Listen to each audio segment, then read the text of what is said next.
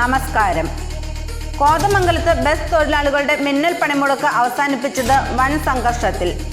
Police ലാത്തിചാർജിൽ നിരവധി പേർക്ക് പരിക്കേറ്റു. 20ഓളം പേർ പോലീസ് കസ്റ്റഡിയിലുണ്ട്.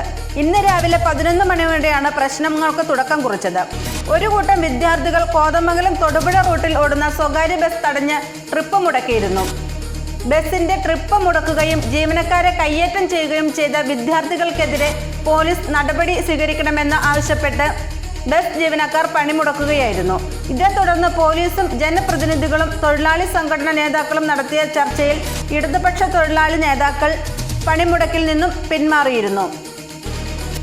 ഇതേ തുടർന്ന് പിന്മാറിയ തൊഴിലാളികൾ സർവീസ് ആരംഭിക്കാൻ ശ്രമം തുടങ്ങിയപ്പോൾ മറുവിഭാഗം തടയുകയാണുണ്ടായത്. തുടർന്ന് പോലീസ് ലാത്തി വീശി പ്രതിഷേധക്കാരെ വിരട്ടിയോടിച്ചു. അതേസമയം സർവീസ് നടത്താത്ത ബസ്സുകൾക്കെതിരെ നടപടി ഉണ്ടാകുമെന്ന് മോട്ടോർ വാഹന വകുപ്പ് അറിയിച്ചിട്ടുണ്ട്.